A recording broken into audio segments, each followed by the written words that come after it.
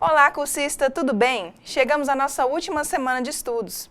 Na semana anterior, nós estudamos a linguagem SQL na prática e também seus principais comandos. E para fechar o conteúdo da nossa disciplina, hoje nós vamos aprender um pouco sobre restrições e visões em bancos de dados. Vamos lá então. Mas antes de começar direto no assunto, nós vamos introduzir alguns conceitos, a fim de esclarecer um pouco mais sobre a forma de como os bancos de dados são estruturados. Um importante conceito é o conceito de instância de banco de dados. Esse conceito está relacionado com uma cópia do software, do SGBD, que está sendo executada no computador. De forma análoga, nós podemos pensar em um programa qualquer que pode ser carregado na memória do computador várias vezes. Para cada execução do programa, nós damos o nome de uma instância de execução do programa, ou seja, cada cópia pode ser executada de forma independente. Para cada instância do SGBD executada na memória, existe uma ou mais áreas de disco, onde os dados propriamente ditos são armazenados em um ou mais bancos de dados de usuários. Normalmente, os SGBDs eles criam, para registrar todas as informações globais de uma instância, um outro banco de dados especial que é chamado de catálogo. E ele possui uma estrutura de tabelas proprietárias conforme o fabricante. Além disso, para cada banco de dados de usuário criado, o SGBD cria algumas tabelas adicionais, as quais podem considerar em linhas gerais como sendo um catálogo local interno para cada banco de dados específico. Qual que é o objetivo do SGBD a fazer isso? Ao criar esse banco de dados global e as tabelas locais, o objetivo de catalogar todas as informações necessárias ao gerenciamento dos bancos de dados, tais como definição de quais usuários existem em uma instância, quais usuários estão cadastrados a poderem acessar esses bancos de dados, quais são os tipos de acessos permitidos aos usuários, quais são as tabelas e seus atributos, quais são as chaves primárias, quais são os seus índices, as visões, restrições de domínios e procedimentos armazenados. Então, todos esses dados são registrados nos catálogos global e local, onde são chamados como metadados, que são os dados sobre outros dados. Vamos ver uma representação conceitual de uma instância através de uma figura. Então, temos aqui na figura vários bancos de dados gerenciados pelo SGBD, como vimos na demonstração da última aula. E nós vemos também a figura de um conceito do catálogo representados. Então, temos aqui um banco de dados 1, que pode ser, por exemplo, aquele banco de dados que nós criamos na última aula, banco de dados escola. E aqui temos um outro banco de dados, por exemplo, clínica, e qualquer outros bancos de dados aqui armazenados. Tudo isso aqui é gerenciado pelo SGBD, que pode ser o MySQL, SGBD, que pode ser o MySQL, que pode ser o PostgreSQL, pode ser o Oracle, pode ser qualquer o Firebird e pode ser qualquer um outro SGBD. Então, além dele ter esses bancos de dados que a gente mesmo cria, a gente cria esses bancos de dados aqui através do comando create database, certo? Esse aqui foi os bancos de dados que a gente criou. O próprio banco de dados, ele cria esse banco de dados aqui chamado catálogo global. Esse banco de dados catálogo global vai ter informações que são chamadas de metadados. Metadado é um dado a respeito dos dados. Então, o catálogo global é cheio de metadados. E quais são esses metadados? Quais são esses metadados? São as informações de qual é o usuário que é o dono desse banco de dados, quais são os usuários que têm permissão de acesso a cada banco de dados e dessas outras informações. Além disso aqui, dentro do próprio banco de dados, esse banco de dados que a gente criou, ele também cria um banco de dados local, chamado catálogo também, que possui, na verdade, uma estrutura de informações, de metadados, sobre as informações específicas desse banco de dados aqui. Então, aqui, o catálogo global vai ter informações sobre todos os bancos de dados armazenados e o catálogo local vai ter informações sobre o banco de dados especificamente. Tudo isso aqui, pessoal, compõe uma instância do banco de dados, tá bom? Uma instância em execução, uma instância do SGBD. Ficou claro aí? Nós fizemos esse breve parênteses para dizer que toda SGBD deve possuir, além dos dados dos usuários persistidos na tabela, ele também tem que ter informações sobre as suas estruturas, as estruturas dos dados, suas regras de restrições semânticas, aquelas restrições que são implementadas em um banco de dados como metadados. Cabe ao SGBD, ao Sistema Gerenciador de Banco de Dados, antes de fazer qualquer manipulação nos dados dos usuários, verificar essas informações registradas no metadados, a fim de validar se tal manipulação não está violando nenhuma restrição definida previamente. Esse conjunto de regras, ele permite aumentar a confiabilidade dos dados armazenados, pois permite expressar qual é o significado do dado. Então, se, por exemplo, nós temos um campo lá chamado altura, que possui uma restrição de domínio de ser do tipo inteiro, do tipo float, né? A altura tem que ser do tipo float. Por quê? Porque a altura de uma pessoa, ela pode ser expressada em 1,2, 1,92, 0,92 e por aí vai. Nós não podemos expressar a altura de uma pessoa através de um texto. 1 metro e x centímetros. Nós não podemos representar a altura da pessoa com texto. Nós representamos ela com um dado numérico, com um valor real. Então, essa restrição já é dada no banco de dados. Então, na hora que você for inserir um valor no campo altura, se ele não for desse tipo de dado, ele não vai aceitar, vai dizer, opa, você está inserindo um dado que não é do tipo que pode ser aceito. Você está inserindo um dado que é inteiro, que é texto, em um lugar que só aceita valores reais, valores float. Ok? Então, esse é um dos exemplos em que a restrição é verificada no metadados, no catálogo global. E também no catálogo local dos dados.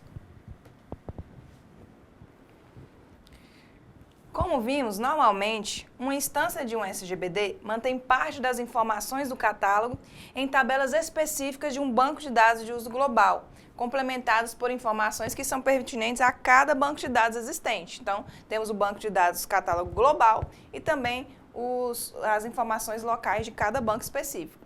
O banco de dados, pode ser só de banco de dados?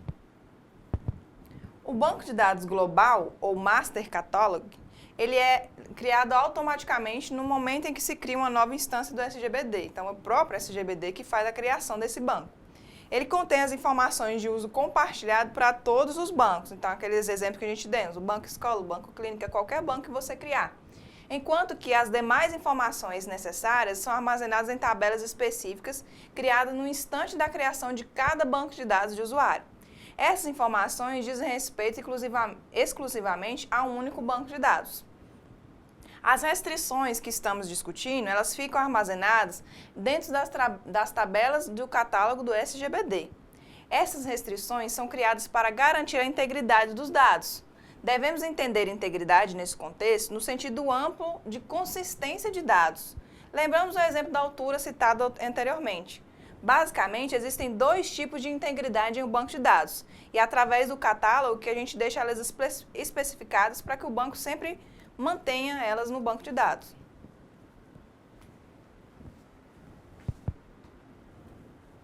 Então, os tipos de restrições, elas podem ser as restrições declarativas, que utilizam de restrições que são chamadas constraints, e as regras, rules. Nós vamos dar exemplo disso aí, tá bom? Um outro exemplo das restrições são restrições procedurais, que elas utilizam storage procedures, ou procedimentos armazenados, e triggers, que são chamados gatilhos. Esses tipos de restrições procedurais, não vamos entrar no contexto delas aqui hoje não, tá bom? Nós vamos citar quais são elas e como elas funcionam, mas nós não vamos aprofundá-las no nosso curso. As instruções declarativas, um exemplo dela é a restrição declarativa, é aquela restrição primary key. Nós vamos vê-la. Então, Para implementar a integridade declarativa de dados, nós temos os elementos chamados de constraints, restrições. Essas constraints elas devem ser criadas utilizando as instruções de criação e alteração da tabela. Então, é na hora que a gente vai lá e faz o create table que a gente tem que colocar qual é a primary key, qual é a chave primária daquela tabela. Nós podemos fazer isso também, se a gente esqueceu na hora de fazer o create table ou fez errado, a gente pode utilizar depois o alter table, né? Que é para alterar a tabela. Então, através do comando create table, nós inserimos a restrição, que é a restrição primary key, como a gente viu no exemplo na última aula. Esse tipo de restrição ela é dita declarativa, pois ela é registrada no catálogo do banco através da declaração de comandos. Então, quando a gente declara lá create table, alunos, e colocamos lá campo código do tipo inteiro, autoincremento, primary key, código, todas essas informações elas são dadas através de um comando declarativo SQL. Então, por isso é chamada de restrição declarativa. Quando a gente diz que um campo é primary key, ou seja, que ele é chave primária, nós não vamos autorizar a inserção de dados pelo usuário. Vocês lembram que quando a gente foi inserir o dado no campo código, a gente não inseriu? Porque é o próprio banco que vai inserir o código lá, que é autoincremento, que é 1, 2, 3, e vai seguir uma sequência inteira,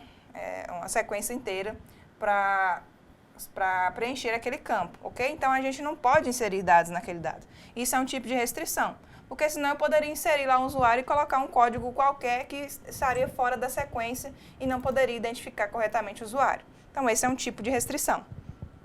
Agora, para implementar a integridade procedural, em vez de declarar cláusulas que criam restrições semânticas, nós vamos escrever procedimentos, é como se fossem programas dentro do próprio banco de dados, e definir gatilhos, que são chamados triggers, que ficam diretamente associados às operações de insert, update, delete, de cada tabela que a gente tem no banco de dados. Esses programas eles são escritos utilizando uma linguagem normalmente conhecida como Storage Procedure Language, ou SPL. A SPL é um código-fonte que utiliza comandos de desvios, estruturas de repetições e sentenças SQL que possibilita ao usuário criar regras. Entretanto, esses temas não serão aprofundados nesse curso. Só para você saber, os procedimentos armazenados, ou Storage Procedures, eles são ativados quando, por exemplo, você quer inserir um dado em uma tabela aluno, certo? E essa tabela aluno, ela possui, por exemplo, uma chave estrangeira lá que liga esse aluno ao curso, que é uma outra tabela, ok? Aí você tem lá, por exemplo, o curso. Você tem lá, por exemplo, o curso de informática, que tem um código X lá, por exemplo. E esse aluno aqui, Pedro, por exemplo, está matriculado no curso de informática. Quando eu tentar deletar esse curso de informática aqui, o banco de dados vai dizer, não, você não pode fazer isso. Por quê? Porque existe um aluno matriculado nesse curso. Então, você não pode deletar o curso porque existe uma dependência aqui de chave estrangeira com outra tabela. Lembram disso? Lembra da chave estrangeira? Então, esse é um dos procedimentos. Então, você vai dar uma alternativa para ele. Se a pessoa tentar deletar um dado que tem dependência com outros dados, de outras tabelas dentro do banco, você vai escrever um procedimento armazenado que diz o que ele deve fazer nessa situação. Então, em vez de deletar, você vai fazer um outro tipo de manipulação, etc. Então, esse é um exemplo dos procedimentos armazenados e das triggers, ok?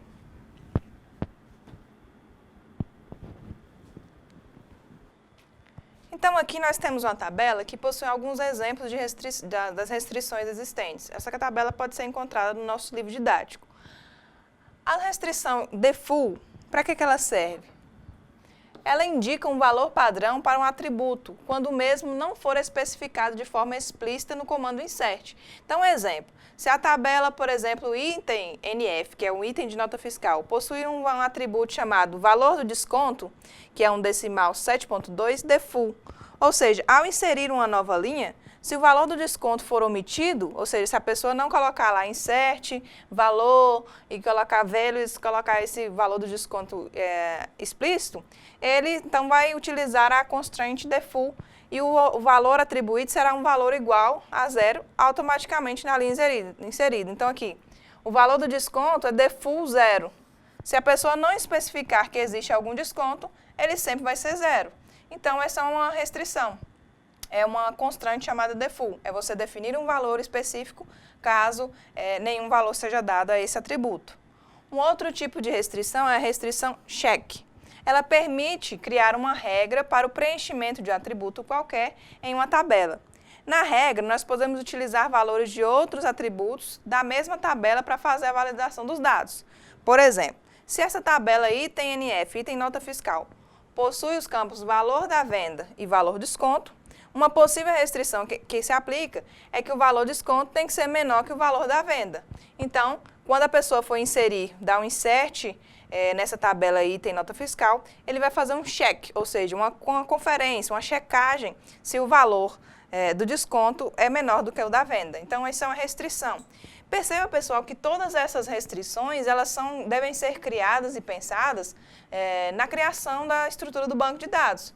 Porque se nós não fizermos esse tipo de amarração, o nosso banco de dados vai ter dados inconsistentes, vai ter valores errados, vai ter informações que não são corretas e por aí vai. Então, nós precisamos criar tudo isso e pensar nisso antes da criação dos dados, para que o banco de dados seja real, seja efetivo, tenha valores e informações que são, na verdade, utilizadas, ok? Um outro tipo de restrição é aquela que já vimos, que é a primary key, é a chave primária. Ela define um ou mais atributos como chaves primárias. A chave primária identifica unicamente uma linha em uma tabela. Podemos criar somente uma primary key por tabela e não podemos colocar o valor null nos campos que compõem a chave primária, ou seja, lembra lá dos atributos obrigatórios? Se ela é not null, ele é um campo obrigatório. Se ele é null, ele é um campo não obrigatório. Como a chave primária é o campo que identifica unicamente uma linha da tabela, um registro, então ele nunca vai poder ser null, ou seja, ele nunca pode ser vazio. Então, tudo isso é um tipo de restrição. Se nós não criarmos uma restrição que impeça que um registro seja inserido no banco de dados sem a sua chave primária, nós vamos ter registros que não vão ser encontrados, porque não vão ter um atributo que vai ser identificado unicamente. Então, imagina que você tem uma tabela lá que tem o campo CPF, que é a chave primária da tabela. Se você colocar ele como null, ou seja, permitir que ele esteja vazio, o CPF da pessoa vai estar lá vazio, não vai ter nada escrito. Quando você precisar fazer algum tipo de manipulação com o dado dessa pessoa, você não vai conseguir identificá-la, porque o CPF, que é o atributo que identifica unicamente aquela informação na tabela, vai estar vazio. Então, a gente tem que amarrar isso aí, não permitir que essas informações sejam inseridas erroneamente no banco de dados, tá bom? Um outro tipo de restrição é a restrição unique. Ela valida os demais atributos de uma tabela que também devem possuir valores únicos. Diferentemente da primary key, nós podemos colocar várias restrições unique por tabela. A unique significa único. É como, por exemplo, nós temos o valor código, que ele é único para uma pessoa dentro do banco de dados. Mas nós também temos CPF, nós também temos a matrícula, nós também temos o código do curso, etc. Então, nós temos vários atributos que eles também podem ser chamados de único, mesmo que não sejam uma chave primária, ok? Então, nós podemos declarar o valor unique para mais de um atributo na tabela, tá bom? E a restrição foreign key. Foreign key significa chave estrangeira. Aqui é a chave estrangeira que a gente já estudou, mas ainda não viu ela como é feita na prática. A chave estrangeira, ela é utilizada para implementar o conceito de chave estrangeira a foreign key, né, a restrição foreign key, ela é utilizada para implementar o conceito de chave estrangeira e serve para indicar que o conteúdo de um atributo faz referência a um outro atributo definido como chave primária ou unique em uma outra tabela. Ela garante a integridade referencial. Lembramos disso aí nas últimas aulas. Então, O exemplo que eu dei também há pouco, que é, por exemplo, temos um aluno e temos uma tabela curso. E aí nós temos lá, por exemplo, dentro da tabela aluno, uma chave estrangeira chamada código do curso, que faz referência à chave primária dessa tabela aqui. Código do curso. Então, aqui ela vai ser uma chave estrangeira, porque ela está na tabela aluno, e aqui ela vai estar referenciando a chave primária da tabela curso, lá a chave código curso. Então, a restrição foreign key é dada pela restrição foreign key. Como que a gente declara? Da mesma maneira que a gente faz com a primary key, no final da declaração da tabela, a gente identifica qual é que a chave, da mesma forma que a gente identifica a chave primária, a gente identifica a chave estrangeira no final da declaração da criação da tabela, ok? Entendido, pessoal? Agora nós vamos falar um pouco sobre visões ou views em banco de dados. O conceito de visão, no contexto do banco de dados, dos SGBDs, ele possibilita a criação de tabelas virtuais ou tabelas lógicas, as quais são derivadas de outras tabelas ou através de outras visões previamente definidas. A visão ela amplia a forma de visualização dos dados, introduzindo uma nova possibilidade de representá-los a partir de tabelas lógicas. Desse modo, diferentemente das tabelas que existem fisicamente no banco de dados, as visões são apenas definidas no catálogo do banco de dados, de forma que sua estrutura é um resultado de um comando select qualquer. O uso de uma visão possibilita um nível adicional de segurança e uma melhor adequação às possibilidades de acesso conforme a área de interesse do usuário. Nem todas as pessoas em uma empresa podem ter acesso a todas as informações. As visões elas permitem ocultar a complexidade e o sigilo dos dados e possibilitam criar uma independência lógica de dados, sem alterar a estrutura física. Ou seja, o uso de visões ela permite definir formas de limitar o acesso às informações do banco de dados, dependendo do usuário, de acordo com o papel que ele executa na empresa.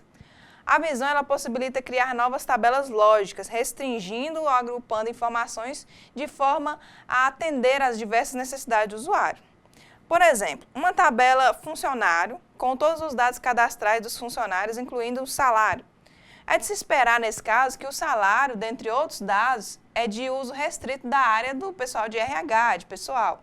Entretanto, existem diversas informações do perfil dos funcionários que podem ser públicas, de acesso livre a todos, como, por exemplo, o nome, o telefone, o ramal, o cargo que ele ocupa, etc.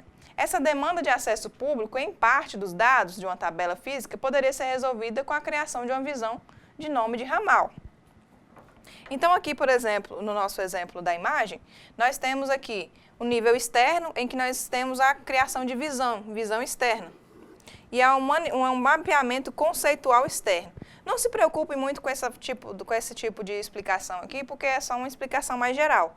Então, nós temos a tabela lá, por exemplo, uma tabela funcionário que tem o nome, o cargo e o salário.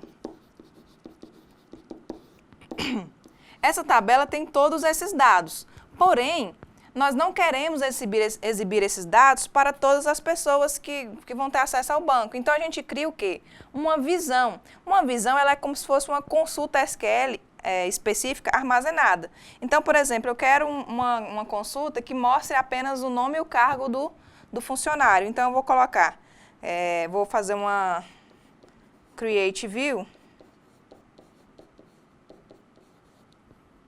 Opa.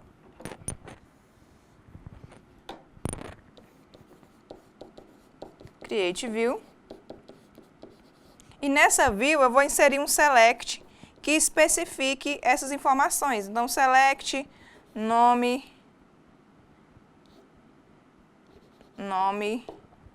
cargo, where, from, quer dizer, funcionário. Aqui tem que colocar o nome inteiro, né? Where, e especifique-se lá, por exemplo, o código do funcionário, algo assim, tá? O código A1. Então, isso aqui ele vai criar uma consulta permanente, um select permanente, para que eu não precise ficar digitando esse select muitas vezes, a gente cria uma view e é como se salvássemos essa consulta lá no catálogo. Então, essa view vai ser salva lá no catálogo do banco de dados e todas as vezes que a gente precisar acessar a informação com esse tipo de especificação, em vez de a gente digitar a consulta todinha de novo, a gente utiliza uma view, ok? Então, esse é o conceito de views, pessoal.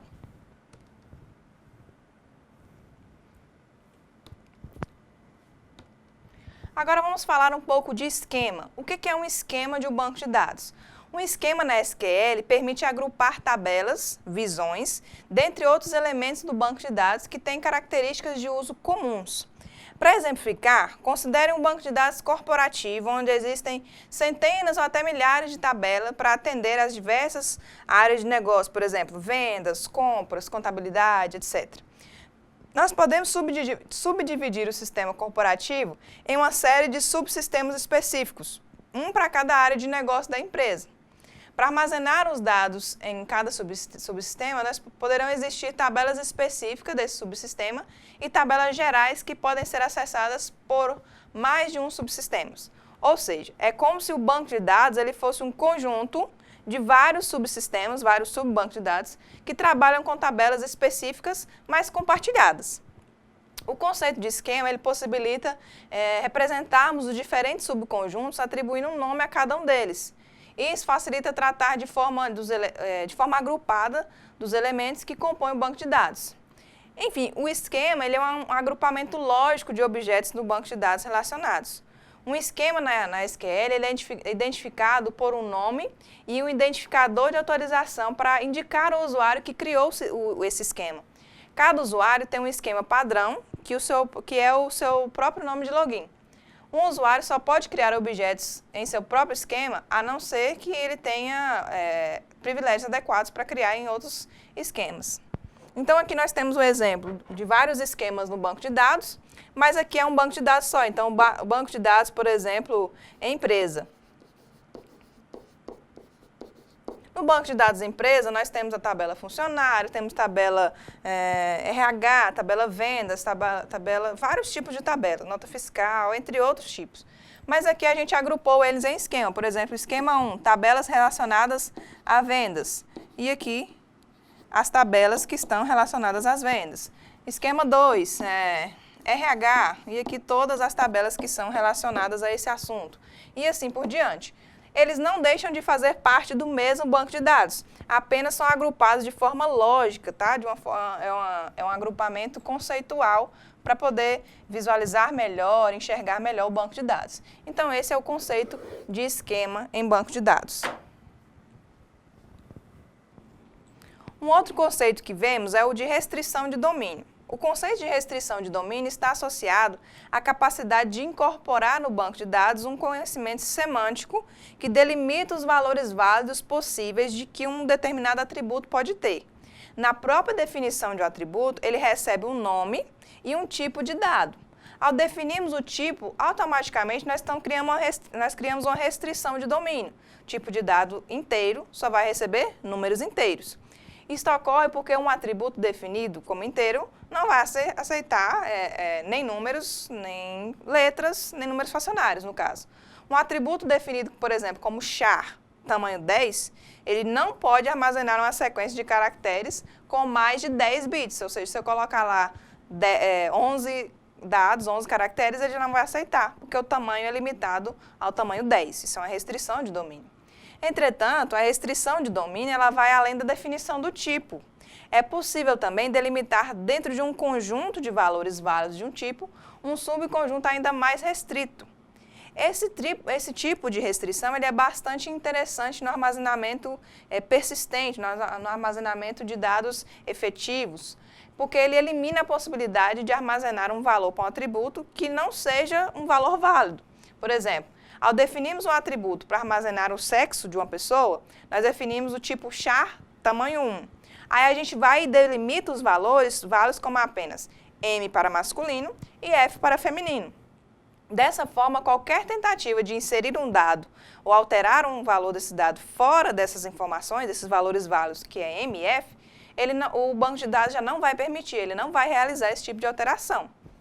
Então, a definição de uma restrição de domínio ela pode ser feita de forma individual em cada atributo ou através da definição de um novo tipo definido pelo usuário.